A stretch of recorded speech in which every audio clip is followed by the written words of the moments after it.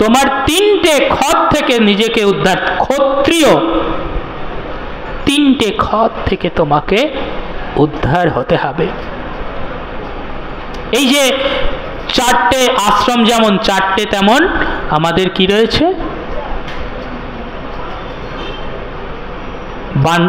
ব্রাহ্মণ, ক্ষত্রিয়, বৈশ্য এবং শূদ্র, চারটে বর্ণ। ভগবান নিজেই বলছেন চতুর্বর্ণ ময়া সৃষ্ট গুণ ও কর্ম বিভাগস। ভগবান চারটে বর্ণ সৃষ্টি করছে গুণ এবং কর্মের ভিত্তিতে। আপনি ব্রাহ্মণের ঘরে ব্রাহ্মণের ঘরে জন্ম নিয়েছেন বলেই ব্রাহ্মণত্ব পেতে পারবেন না। তার জন্য আপনাকে উপনয়ন নিতে হবে, উপনয়ন হতে হবে। শুধুমাত্র পৈতে নববিধা গুণে সমৃদ্ধ নটা সুতো গায়ে জড়িয়ে নিলাম হয়ে গেল না, আপনাকে নটা সেই পরম শক্তি, নটা শক্তিকে অর্জন করতে হবে, তবে ব্রাহ্মণ হওয়া যাবে। ব্রহ্মকে জানতে হবে। আপনি শূদ্রের ঘরে জন্ম নিয়েছেন মানেই শূদ্র তা নয়। আপনার পিতামাতা শূদ্র হতে পারে, আপনি মহাপণ্ডিত হয়েছেন। এই যে যিনি এই গ্রন্থ রচনা করছেন, গীতা গ্রন্থ, তিনি তো মৎস্যজীবীর সন্তান। তাহলে মৎস্যজীবীর ঘরে জন্ম নিয়েও মহাপণ্ডিত হয়েছেন, শাস্ত্র গ্রন্থ রচনা করেছেন। কৃষ্ণ দ্বৈপায়ন ব্যাস হয়ে বেদ রচনা করছেন, মৎস্যজীবীর ঘরে জন্ম নিয়েছেন। ভগবান শ্রীকৃষ্ণ গোয়ালার ঘরে জন্ম নিয়েছেন, তাই না? কই, গোয়ালার ঘরে জন্ম নিয়ে তো ভগবান হয়েছেন। কিসের ভিত্তিতে? গুণের ভিত্তিতে, কর্মের ভিত্তিতে।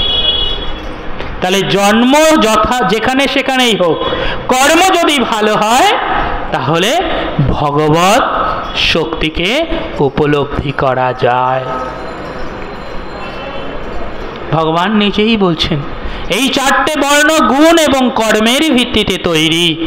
তাই আমরা যেন এটা না ভাবি যে আমরা ব্রাহ্মণের ঘরে জন্ম নিয়েছি মানে ব্রাহ্মণ। জন্মসূত্রে আমরা কেউ শূদ্র ব্রাহ্মণ, বৈশ্য, ক্ষত্রিয় নই। যিনি সেবা কর্মে নিয়োজিত, জগৎকে সেবা দিচ্ছেন, তাদের সংখ্যাই তো বেশি। শূদ্র অর্থাৎ সেবায়। তাহলে আমরা যারা সেবা করছি জগৎকে, প্রত্যেকেই আমরা দাস, অনুদাস, ভগবানের জগতের দাস। এবং সেই দাসের সংখ্যাই বেশি, কারণ জগৎকে যে সেবা করতে হবে, এসেছি তো সেই সেবার জন্যই। এই ভগবত সেবা, এই সেবার মধ্য দিয়েই, সেবা কর্মের মধ্য দিয়েই আমরা সহজে এই শক্তিকে, পরম শক্তিকে উপলব্ধি করতে পারি, অনুধাবন করতে পারি। আজকে যারাই এই সেবা ব্রতে আমরা ব্রতী, এই সেবা ব্রতের মধ্য দিয়েই ভক্ত হয়ে উঠতে পারি। আর যদি ভক্ত হতে পারি, ভগবান একমাত্র ভক্তদের কাছেই বাধা পড়েন। ভগবান কিন্তু ভক্ত বিনা ধরা দেন না। ভগবানের দাস হতে পারলে তবেই ভগবান ধরা দেন। ভগবান ধরা দেন মানে আমরা মনুষ্য রক্ত মাংসের যে রূপ, আমরা ভাবছি আমাদের রূপের মতোই হয়তো ভগবান এসে হয়তো সামনে দেখা দেবেন না। এই যে প্রকৃতি, এই প্রকৃতির যে শক্তি, ভগবত শক্তি, যা কিছু সৌন্দর্য, সেই সৌন্দর্যকে উপলব্ধি করতে পারব। ভগবান তো প্রথমে আলোচনার প্রথমেই চেষ্টা করেছিলাম বিষয়টি বোঝানোর, যে ভগবান সামগ্রিক অংশে বলীয়ান যিনি। কেউ হয়তো আমরা ধনুর্বিদ্যায় পারদর্শী, এখন তো ধনুর্বিদ্যা লাগে না, ওই অলিম্পিক গেমসে হয়তো লাগে যারা করছে ওখানে, কিন্তু অস্ত্রবিদ্যায় পারদর্শী, কেউ বা শাস্ত্রবিদ্যায় পারদর্শী, কেউ বা নৃত্য গীত, কত উপাদান, কত কিছু রয়েছে। বিশেষ করে যে বিষয়টাকে আমরা চর্চা করি সেই বিষয়ে আমরা উপলব্ধি করতে পারি, তার সৌন্দর্যকে অনুধাবন করতে পারি। সৌন্দর্য কোন সৌন্দর্য? শুধু রূপসজ্জা না,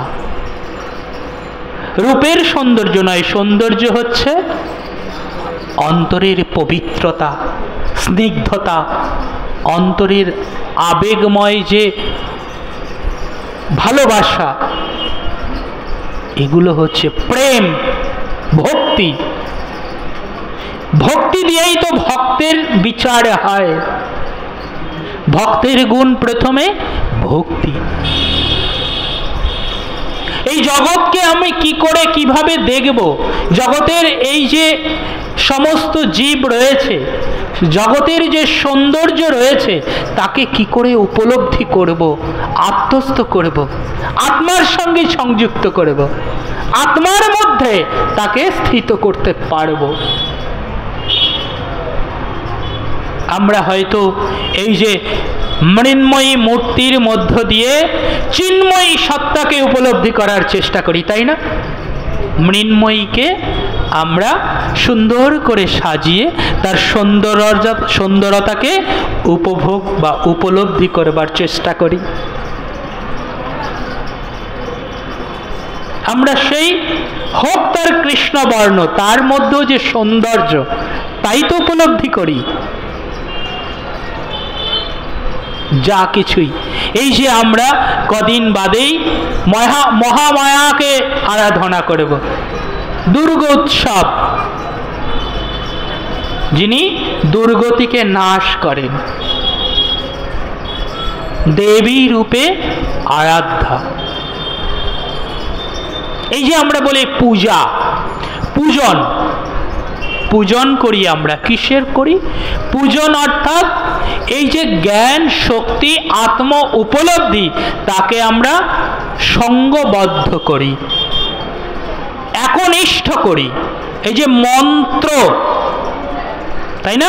আমরা কি বলি? মন্ত্র। মননকে আমরা যখন অস্ত্র হিসেবে উপলব্ধি করি, এক হিসেবে উপলব্ধি করি, তখন আমরা তার দিয়ে এই দেহকে উপলব্ধি করি বা এই প্রকৃতিকে উপলব্ধি করবার চেষ্টা করি। যা কিছু এই যে পূজার উপাচার, সব কিছু কি প্রকৃতির উপাচার, তাই না? আমরা কখনো ফুল পাতা, হ্যাঁ, যা কিছু সুন্দর, তাহাই আমরা সেই সুন্দরতা খুঁজবার জন্য চেষ্টা করি। যা কিছু পবিত্র, যা কিছু মঙ্গলময়, গঙ্গার জলের মতন পবিত্র আর কিছু নাই। গঙ্গা জলই আমাদের পূজার উপাচার।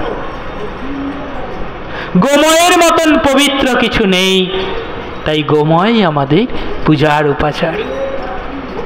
তুলসী পত্রের মতন আর এত গুণ, তুলসী এত গুণ,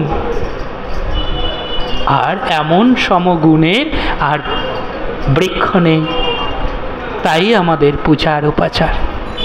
তাহলে যা কিছু শ্রেষ্ঠ, তাহাই আমাদের পূজার উপাচার। এই যে সত্য, এই যে উপলব্ধি, এই উপলব্ধিগুলি অন্তরের মধ্যে যদি আমরা লালন করতে পারি, বুঝতে পারি, জগৎ কত সুন্দর হয়ে ওঠে। এই লালনের জন্যই এই মনুষ্য, এই কর্ম আমাদের।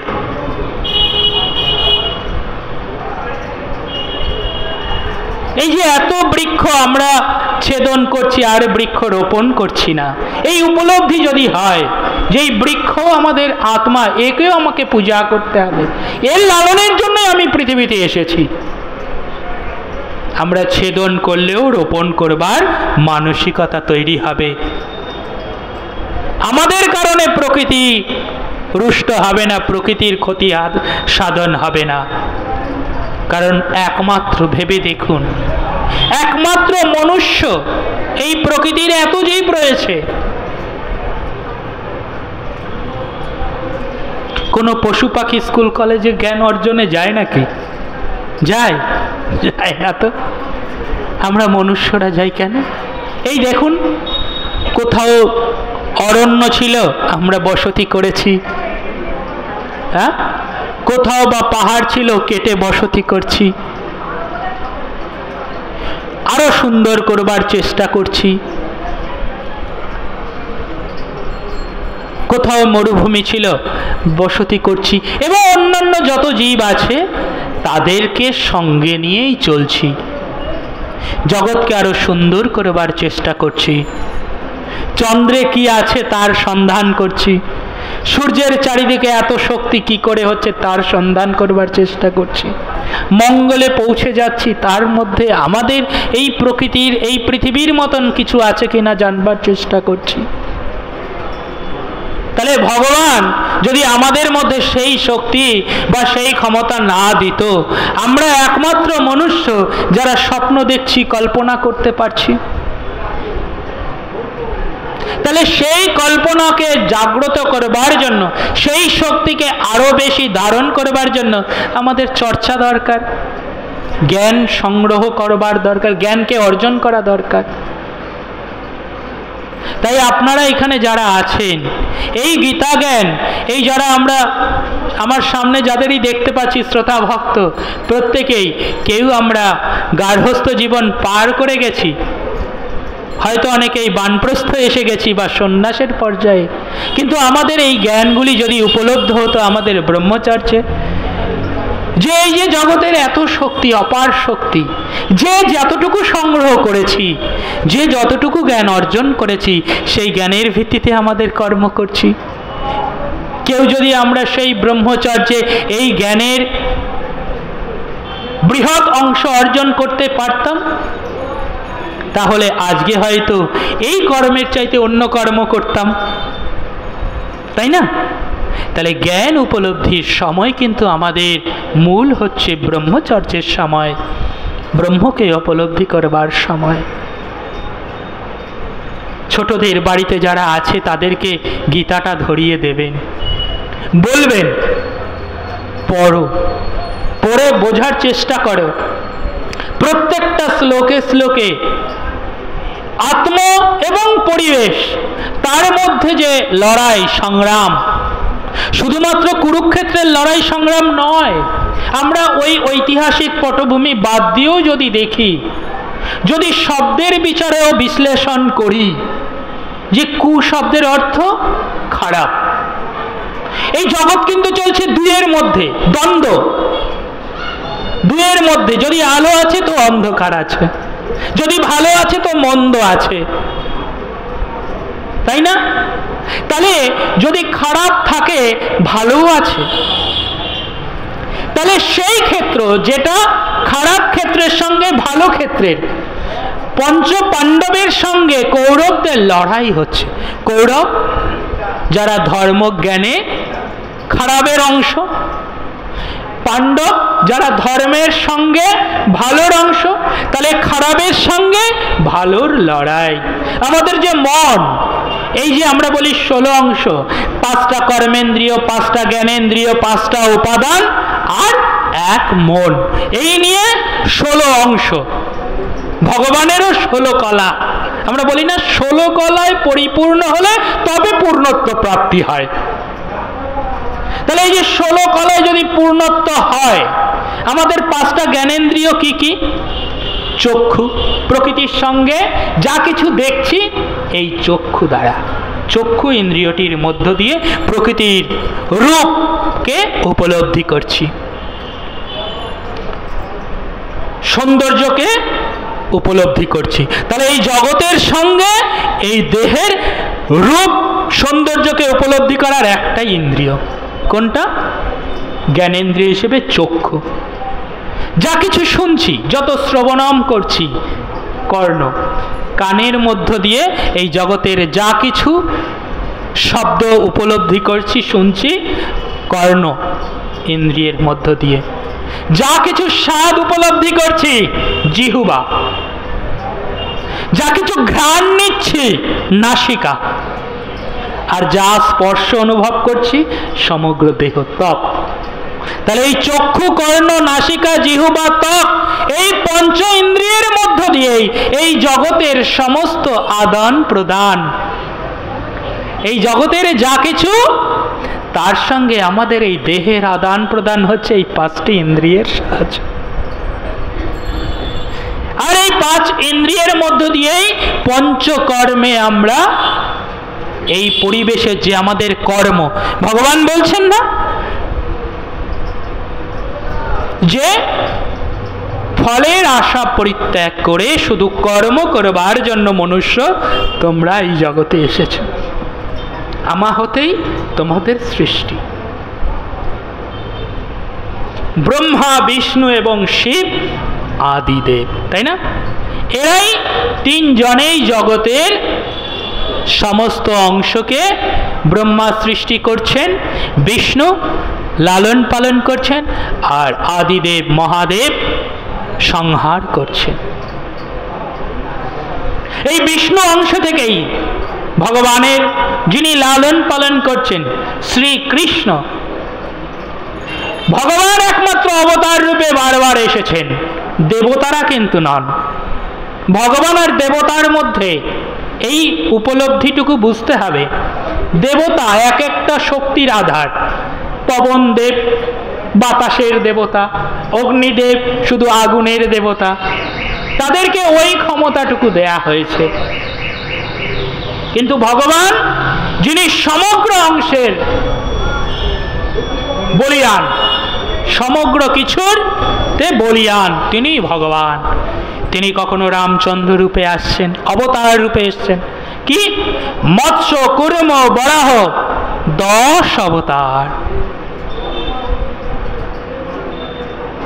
বামন অবতার রূপে এসেছেন, কখনো বা নরসিংহ অবতার রূপেও এসেছেন।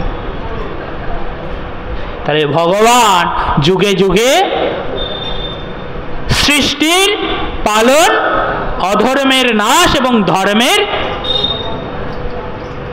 পালনের জন্য, ধর্মকে স্থাপনের জন্য, ধর্ম সংস্থাপনায় সম্ভবামি যুগে যুগে, যুগে যুগে এসেছেন ধর্মকে স্থাপন করবার জন্য। ভগবান অবতার রূপে আসেন, আর এই ভগবানেরই অংশ আমরা।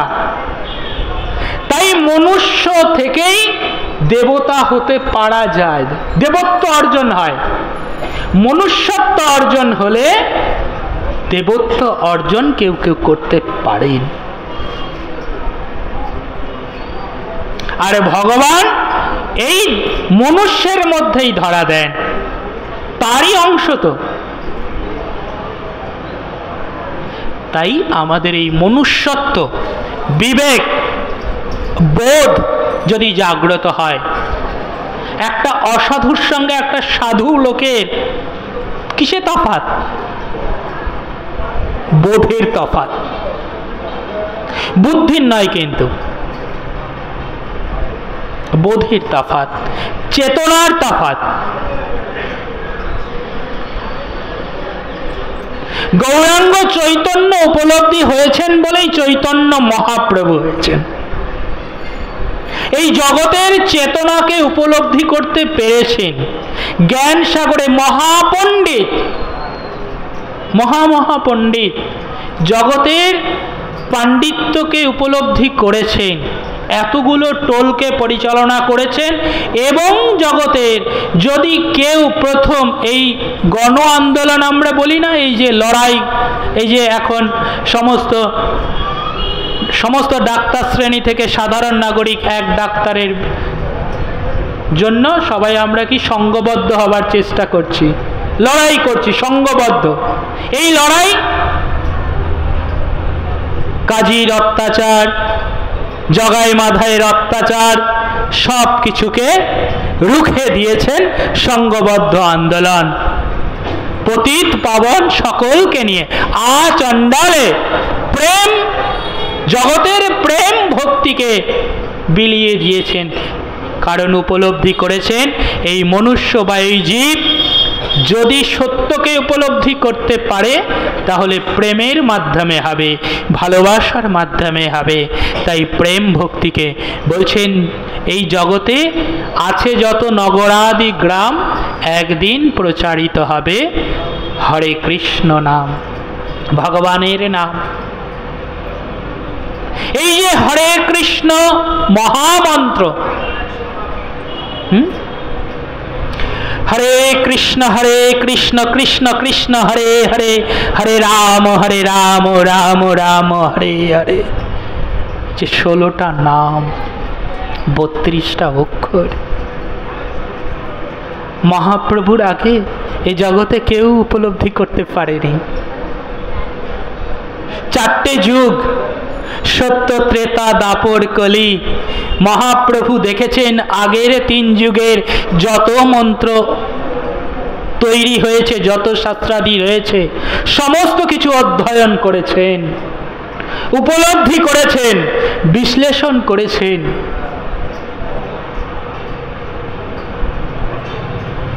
এই যে হরে কৃষ্ণ হরে রাম, হ্যাঁ, শব্দ তো দেখছি 3টে, হর একটা শব্দ, কৃষ্ণ একটা শব্দ, রাম একটা শব্দ।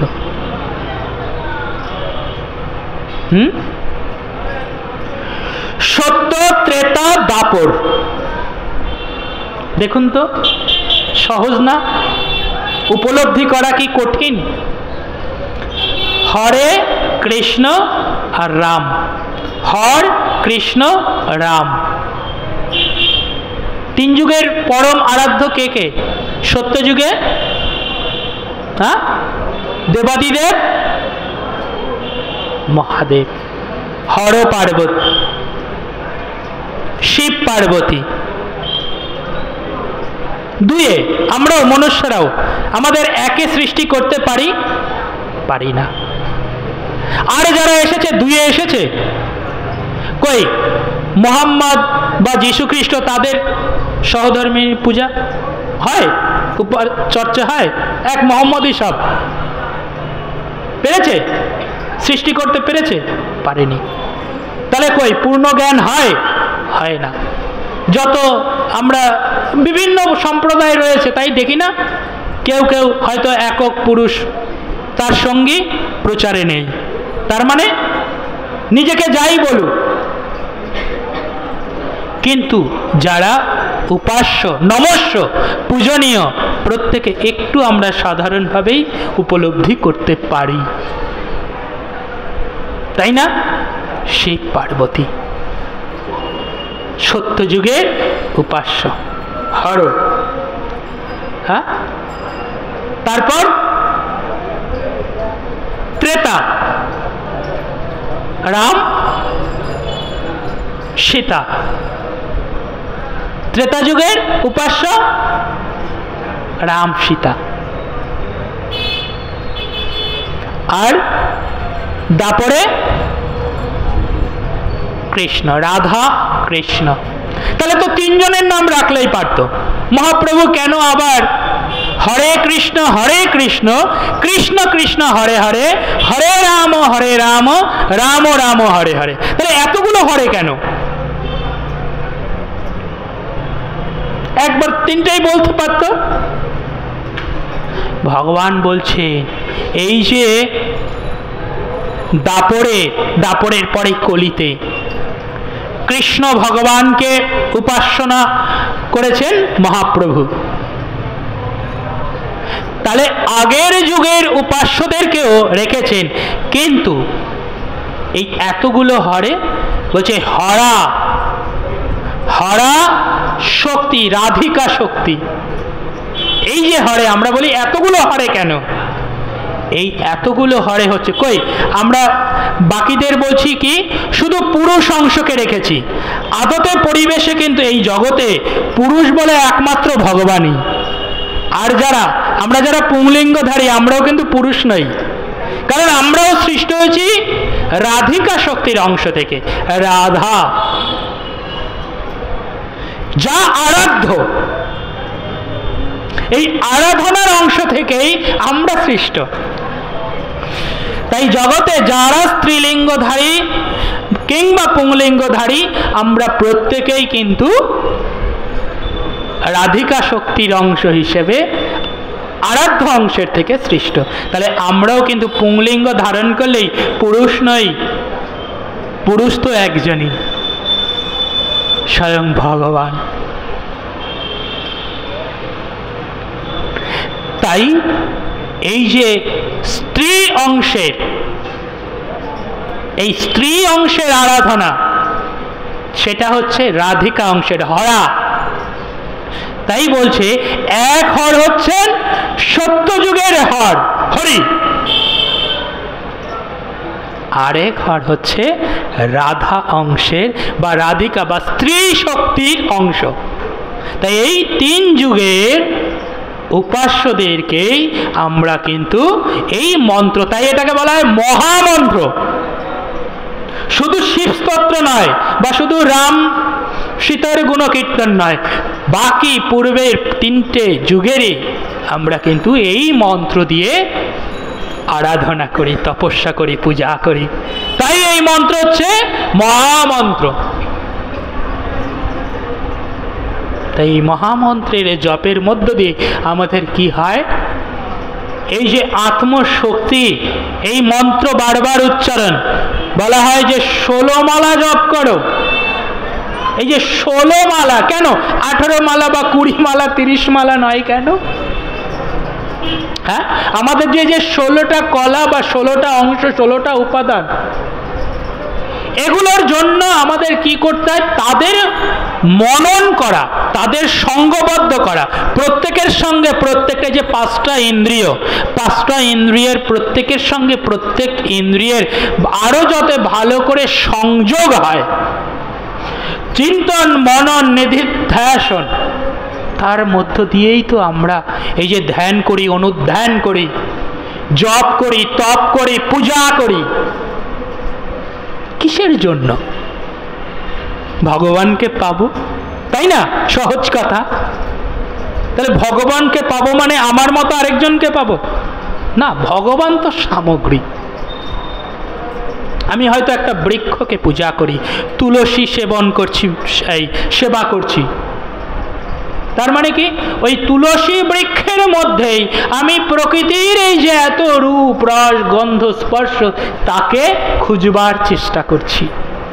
আমি হয়তো একটা বিগ্রহ তৈরি করে সেই বিগ্রহের মধ্যে চিন্তন মনন দিয়ে তাকে সুন্দর করবার, সুন্দর রাখবার, মানে নিজেকে সুন্দর রাখছি, সময় মতো নিজেকে ধৌত করছি, হ্যাঁ, নিজেকে অনুশাসন করছি। এই শাস্ত্র কথাটার অর্থ কিন্তু অনুশাসন, বা এই যে পূজা পার্বণ যা কিছু করছি তার মূলে কি, নিজেকে অনুশাসিত করছি। হয়তো আমি নিজের মধ্যে একটা অভ্যাস করছি, এই সময় আমি এই কাজটা করব, এই সময় এই কাজের পরে এই কাজটা করব, আমি এই জগতের চিন্তনের জন্য এই সময়টা রাখবো।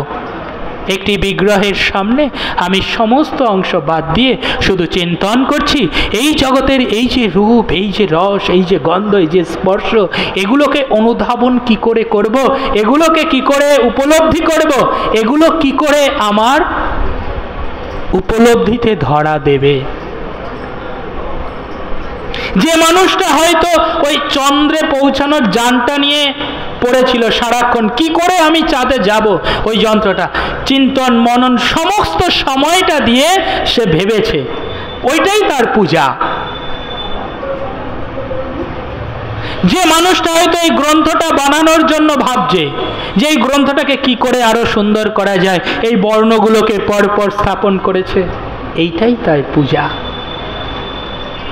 এই যে আমরা এত সুন্দর করে আলো পাচ্ছি, এই যে হাওয়া পাচ্ছি, যে মানুষটা বা যারা তৈরি করছে কি করে সুন্দর করে আরো আলোগুলো তৈরি করা যায়, এই যে শক্তিকে, এটাই তার কাছে পূজা।